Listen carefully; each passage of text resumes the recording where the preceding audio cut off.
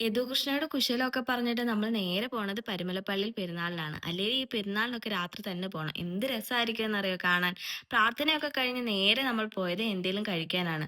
ഇന്ന് പുറത്തുനിന്നൊന്നും കഴിക്കാൻ കിട്ടൂല. നമ്മൾ പൈസ കൊടുത്ത് തന്നെ വാങ്ങണം. അതിന്റെ വിഷമം അച്ഛന്റെ മുഖത്ത് നോക്കിക്കഴിഞ്ഞാൽ മനസ്സിലാകും.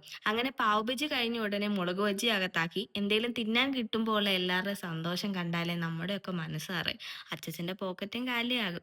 ആ കൊച്ചിന്റെ പാട്ടൊക്കെ കേട്ടോണ്ട് മുളക് ബജി അകത്താക്കി പിന്നെ മൊമോസും അത് കഴിഞ്ഞ് നേരെ പോയത് ഐസ്ക്രീം കഴിക്കാൻ. ഒരു വെറൈറ്റിക്ക് കാന്താരി ഐസ്ക്രീം പറഞ്ഞതിന് കുറച്ച് അച്ചാച്ചനോട് തരണേന്നാണ് ആ പറഞ്ഞത്. പിന്നെ പച്ചക്കറിയൊക്കെ അരിഞ്ഞിട്ട് കഴിക്കില്ലേ, അത് കഴിച്ചു കഴിഞ്ഞപ്പോഴത്തേന് അതിന്റെ എരിവ് മാറാൻ വേണ്ടി ഒന്നുകൂടെ ഐസ്ക്രീം മേടിച്ച് കഴിക്കേണ്ടി വന്നു. അതുകൊണ്ട് അവസാനിപ്പിച്ചു കഴിക്കൽ പ്രക്രിയ. പിന്നെ കുറച്ചു നേരം രാത്രിയിലെ പള്ളിയുടെ സൗന്ദര്യം ആസ്വദിച്ച് തേരാപ്പാര നടന്നു. നടന്ന് കാല് കഴിച്ചപ്പോൾ കിട്ടിയ കസേരയിലൊക്കെ ഇരുന്നു.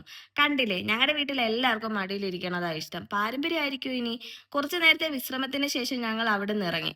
ഇവൻ ഒറ്റയ്ക്ക് ഈ ഇരുട്ടത്ത് എന്തായിരിക്കും കാര്യം. ഇടയ്ക്ക് നാരങ്ങ വെള്ളം കുടിക്കാൻ നിർത്തിയതാണ്. അതുകൂടെ കഴിഞ്ഞ് നേരെ വീട്ടിലോട്ട്. അപ്പോൾ ഓക്കെ, ബൈ ഗായ്സ്.